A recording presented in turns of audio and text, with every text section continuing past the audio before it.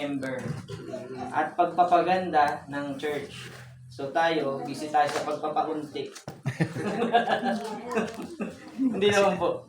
Okay, nandiyan na tayo sa Malakay 4 verse 5. Pakibasa nga, Sister Dayan. Malaki po. Yun. Tingnan ninyo, isusugo ko sa inyo si Elias, na propeta bago dumating ang kapila at katakot-takot na araw ni Yahweh.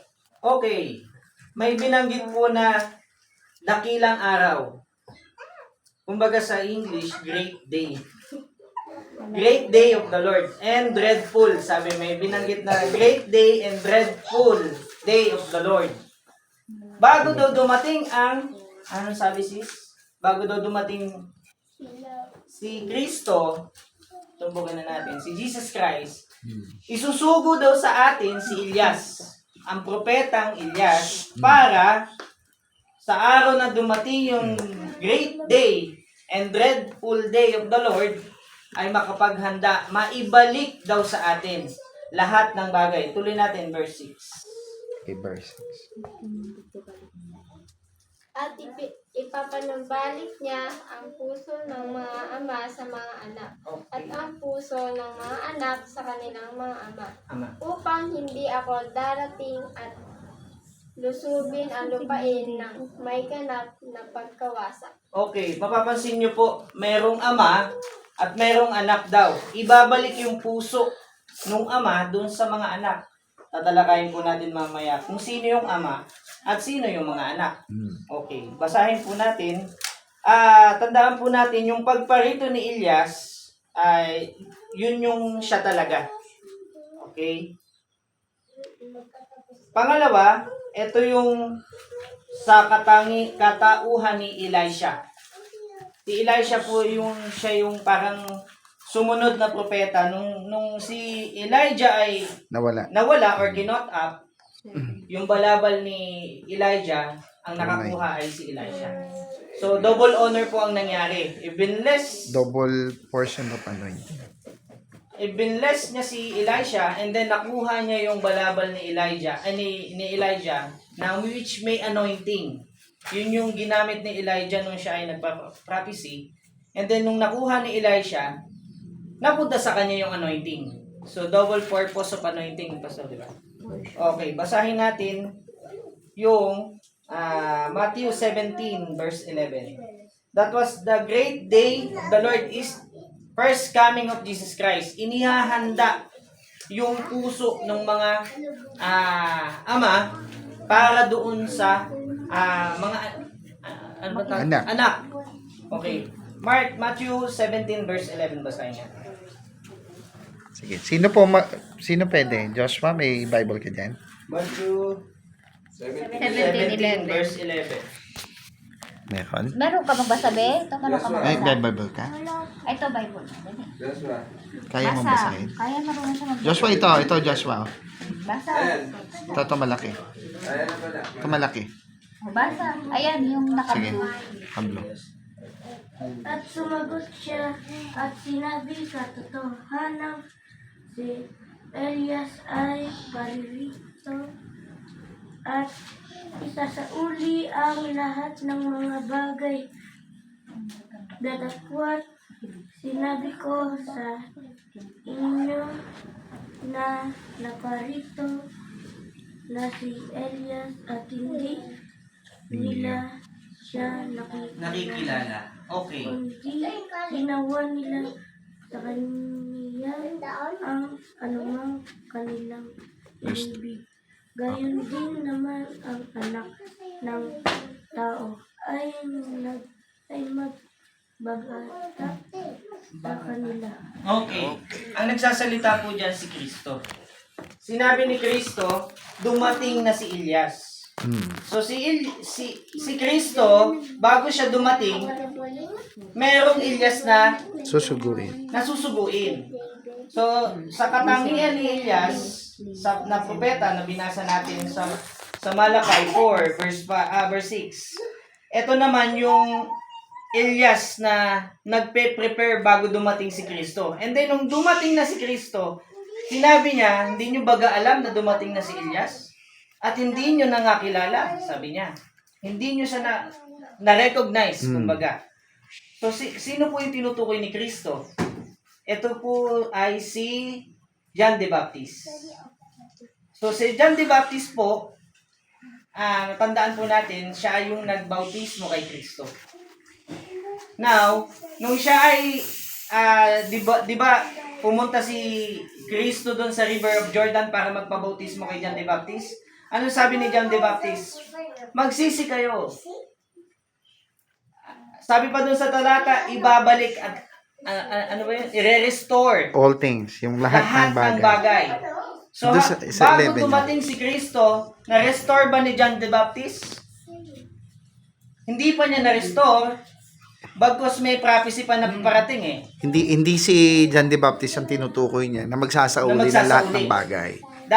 That is a spirit of Elijah. Yes. Ang sinasabi dito ni Kristo, yung espiritu ni Elijah na magsasauli ng lahat ng bagay. So, ginamit si John the Baptist Amen. para doon sa espiritu ni Elijah. Kumbaga, forerunner para doon kay Kristo na maipakilala si Kristo. Amen. Okay. Yung may verse ako doon na ibinigay. Yung Isaiah 40. ayun, Isaiah 40. 40. Basahin po natin Isaiah 40 verse 4. Bibigay natin doon. Huwag kang maingay. Verse 3 Si pala. Tan, kunin mo tapos paupi mo dito. Tan, dali ka dito. Ay, Tabi ka kay ate, ano?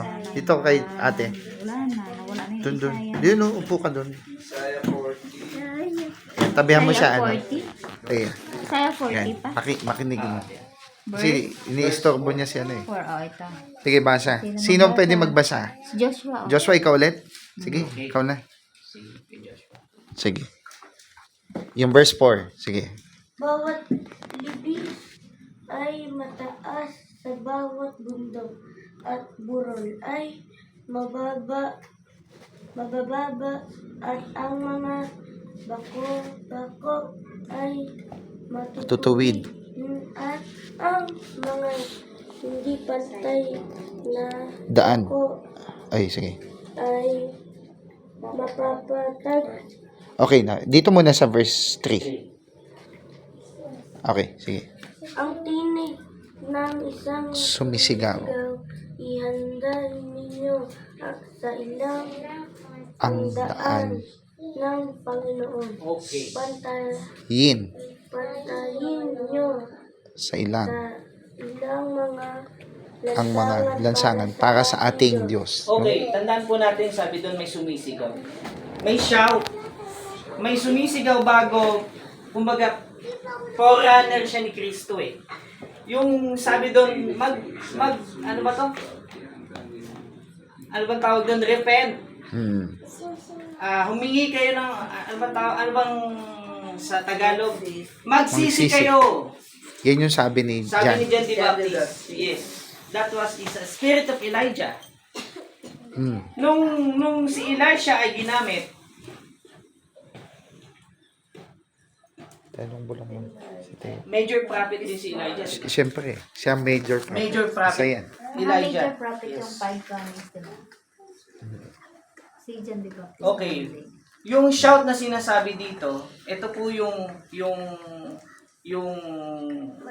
bago dumating ang Panginoon, merong voice, anong una? Shout, voice, and trump. Yung shout, ito yung pagsigaw ni John the Baptist.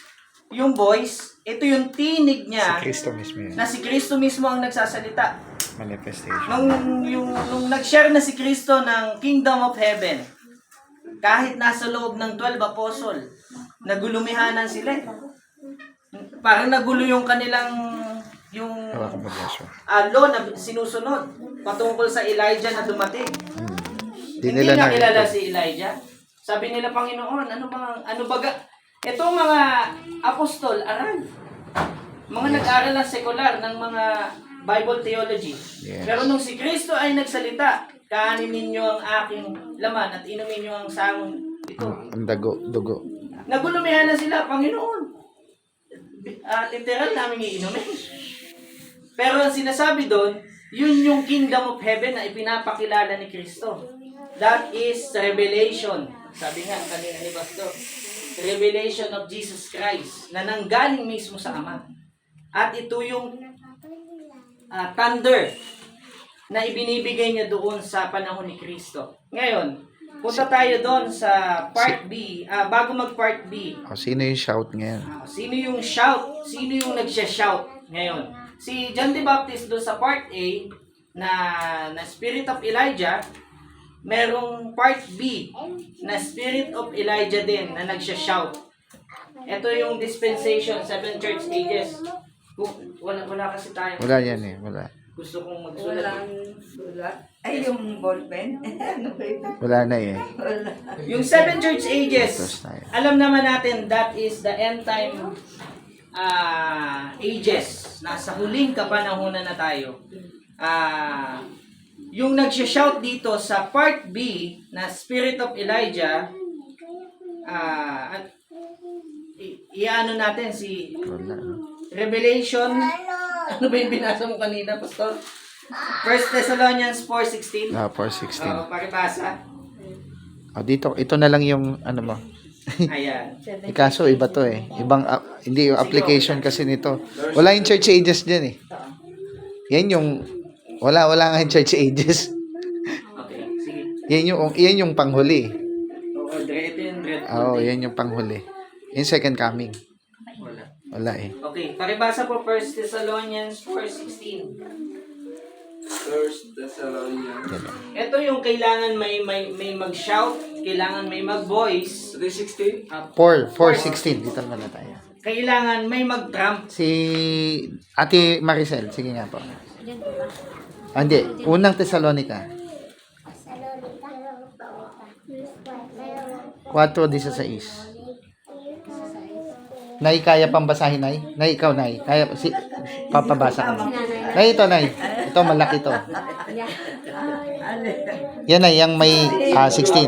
Sapagkat ang Panginoon din ang bababa mula sa langit na may isang sigaw, isang dinig ng arkanghel at may pakakat ng Diyos. Okay. At ang nangamatay kay Kristo ay unang mga bubuhay na Okay. mabuti. Yun. Bago po mag-rapture, meron daw magaganap na sigaw at may tinig na tayo'y maririnig. Sino po yung magsisigaw na yun sa panahon natin? That is Brother Branham. Yes, Ito yung mensahero sa huling panahon. Yes, ito yung pang-apat na Ilyas. Ilyas. Sino yung sumisigaw sa panahon natin, Brother Branham? Come out there, people. Revelation 18 verse 4. Babasahin natin. Lumabas kayo. Nay, pang-apat Ang sa Apat baba. na Ilyas. Apo na. Pang-apat na Ilyas. Spirit lang yun. Yes. Siyempre, spirit. Oh.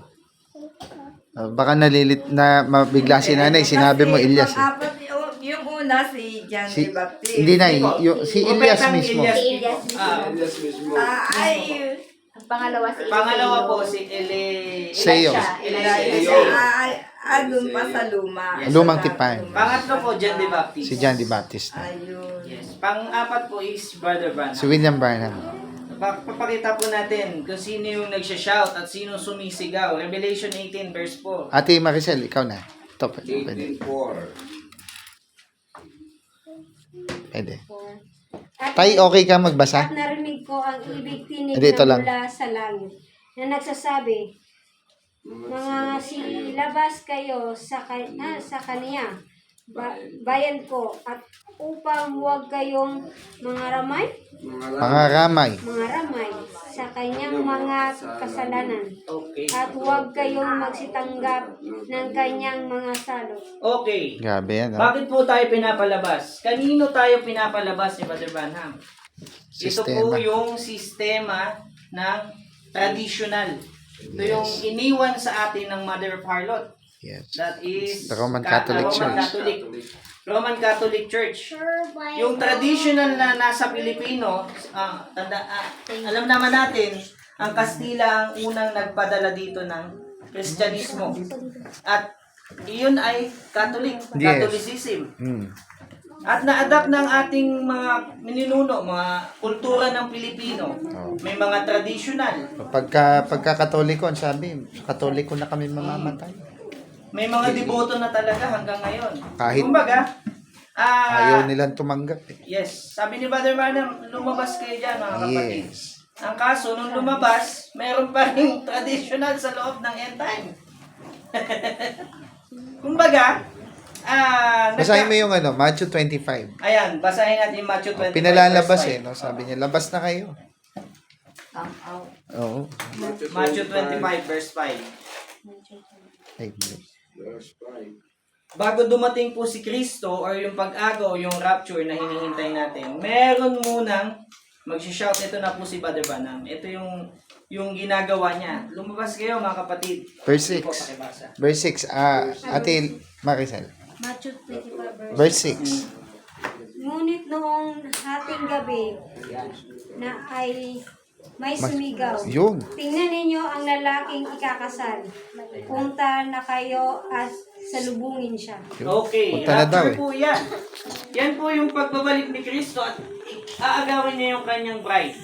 Ngayon, sabi doon, merong paparating, ano ba tawag? Nakalagay doon, sumigaw. May sumigaw. Oo. Sabi niya, narito na yung lalaking. Narito na yung ikakasal ni Na- bridegroom. O yan, yung groom. Oo, yung Kasintahan. kasintahan, naghihintay sila. Yung problema, ano nangyari? Kaso nangatulog. Oh, verse Verse 6. verse hindi nagbumangon na yan. Bumangon na. Din, bago sila sinabihan na gumising at lumabas, natulog muna sila. Natulog Verse muna 5, pakibasa mo.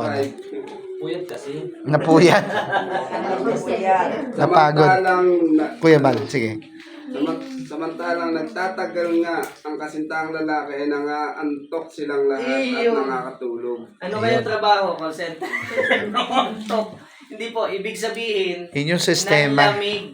O, sistema kaya ka pinagigising, pinalalabas ka, gumising ka. Gumising ka. Kasi bakit namatay yung Namatay spiritual mo? spiritual mo eh. Kumbaga, yung kalakasan mo bilang isang anak ng Diyos, biglang Nawala.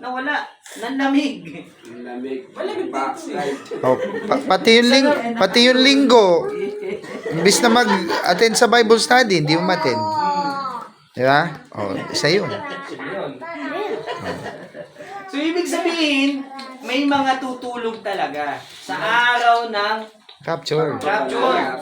At may maiiwan talaga. Hindi natin mapipigilan ang sinabi ng talata. Yes. May maiiwan. Pero, ang Kaya nga may pulis eh. Diretso mo sa 7, sa 7. seven. Ah, 7. Diretso natin sa seven. Sino mabili? 7. Sige, 7. Ay, Kuya Bal, si Papa. Nagsipagbangong lahat ang mga dandagang yaon at Igi. pinag-igi ang kanilang mga ilawan. Verse 8. Diretso mo, Kuya Bal. 8. At sinabi ng mga mangmang, sa matatalino, bigyan nyo kami ng inyong langis sapagkat nangamatay ang aming mga ilawan. Ayun Tay, na. tay, okay lang sa'yo magbasa? Verse 9? 9. Papabigay mo doon kay Kuya ta. Sa verse 9. Tay, ano ang pangalan mo? Renato. Ayun. Tatay Renata. Ano ba tayo? Wala, nawala. Anong nangyari? Nakita yung mukha lang namin nandyan.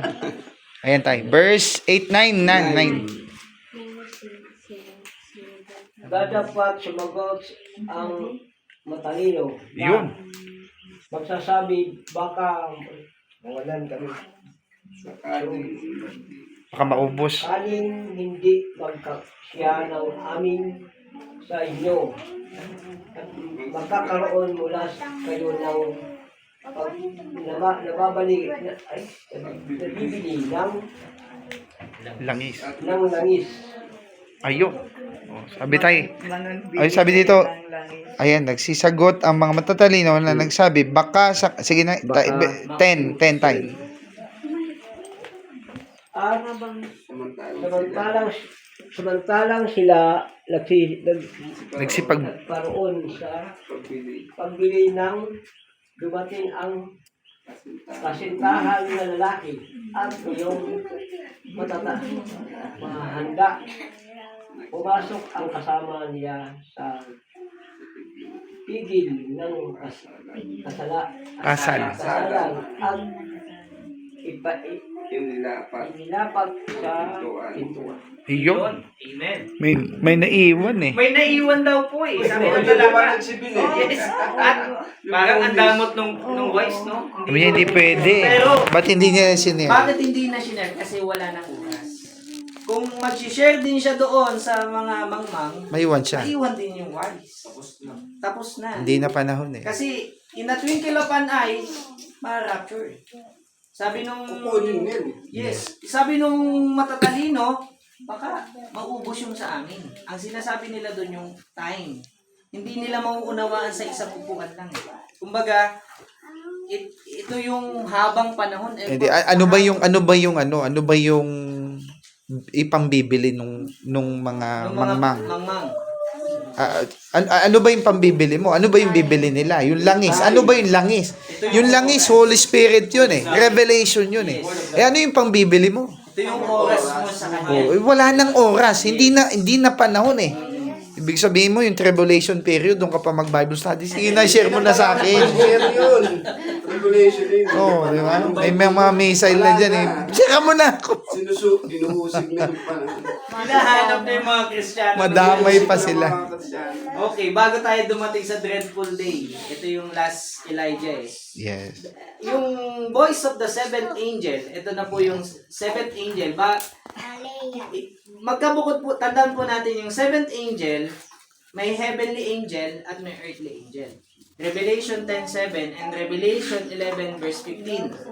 Yung Revelation 10:7, may pinatutungkulan po, basahin natin. Pahagihan natin. Seventh angel.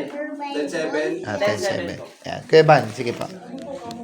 10:7. Kundi sa mga araw ng tinig ng ikapitong anghel, pagka malapit ng siya'y umihip, kung magkagayoy, ganap na ang niwaga. Okay. Niwaga ng Diyos.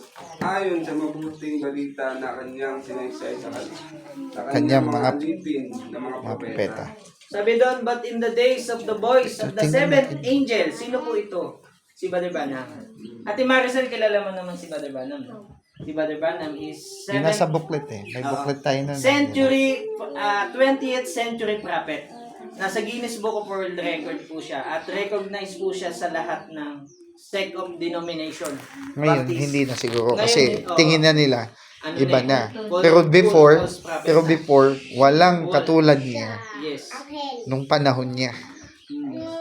Hindi talaga matawaran. Yung voice na yun is restoration. So sabi ni, balikan natin si John the Baptist, ano yung sinauli niya sa mga ama, sa mga anak. Yung puso ng ama doon sa Susuli anak. niya. Sino po ito? Ito po yung mga Sadducees, Pariseo nung time ni John the Baptist. Kasi minamaliit niya yung ng mga Pariseo yung maliliit na tao. Nung time bago dumating si Kristo. Kumbaga, yung mga matatalino, hindi kayo pwede dito parang sa end time. Kami lang mga pasto, bawal ang mga bata. Yan, yari. So, in-restore ni John the Baptist, Yung pero puso. yung puso, pero hindi fulfill. Hindi lahat. Hindi lahat. Oo. So, ano po yung na-restore dito sa part B kay Brother Branham? That is the restoration message. Berean. Ito yung Berean heart. message. Yes. Ito yung hukom na tinuturo na natin. So, may tanong si Pastor kanina, ano yung message of the hour ngayon? Ano yung mensahe natin ngayon? Doktrina? PTA? Ano yung Melchizedek? About sa Godhead? Hindi po eh. Ang mensahe ngayon patungkol sa pamilya na. At ito po yung hukom na tinuturo natin. Hukom ministry, ito po yung parang paano mapapasunod ni Noah or ni Moses na lang yung Pamilya niya. millions of Hudyo na malabas niya doon sa 2 million yun. 2 million sila. Lahat. At si Noah, paano niyang pamilya na lang ni Noah. Kailangan pumasok sa arka. So, ganun din po dito sa atin. Ito yung mensahe ng pamilya na kailangan nating supilin, katulad ng mga maliliit na bata. At sa LCM natin, individual na sa sarili natin, kung paano natin ipagal yung buhay natin sa Panginoon. Yes. Kumbaga, kung paano natin ma-convert yung asawa natin na hindi Yes. pa nako-convert. na hindi pa nako-convert. Yung kumbaga mahirap siya ran. Kumbaga ganun. Struggle para sa atin yun. Yes. Ang end time, palaliman ngayon sa mensahe. What about yung anak nila? yung Naiwan na. asawa nila, hindi Naiwan nila madala dito. Naiwan Yes. na, di ba? Sa end time po, sa circle of end time, talagang mga nakakurbata pa po. Ang kaso, may mga bahid. Ano po yung bahid? 2 ang asawa.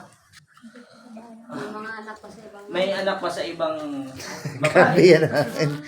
Mabuti naging pastor yan, no? Madalas, hindi mano ang anak. Hindi, Hindi madala. hindi madala ang anak. Hirap na hirap ang end time po dyan. At worldly talaga, kumbaga. Sirang pamilya. Yes. Sira. At ito po yung mensahe ngayon. Yung restoration message na sinasabi ni Brother Branham. Hukom ba yung sinasabi niya? Yes. Sabi niya yan eh. May binanggit si Brother Branham sa quotation. Nalimutan ko lang. Marami. Hindi ko na mabanggit. Pero may binanggit si Brother Branham na patungkol sa pamilya, patungkol sa PTA, sa LCM, patungkol sa mag-asawa, sa lahat, sa Hindi. circle of family. Oo, Kailangan hindi lang siya yung pang sarili ba natin. Kailangan din ma-involve yung ma-involve buong yung lahat. Payag kayo lang maligtas, yung anak nyo at asawa nyo maiwan sa impyerno? Payag kayo nun, te? Nay, payag ka, Nay? Kailangan kasama. Payag na. Hindi ako papayag. Ang ulo eh.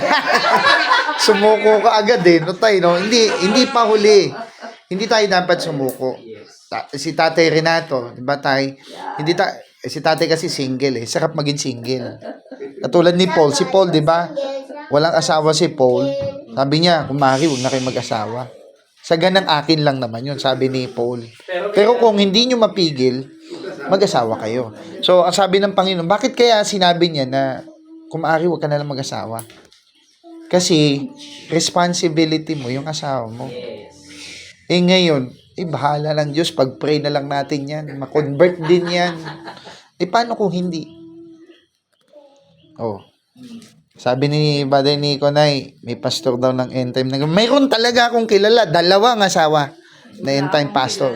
Ako mismo, personal talaga, Nay, nakausap ko siya. Sabi ko, paano mo na pagsabayan? Meron pa Tapos, nagpipreach siya sa church.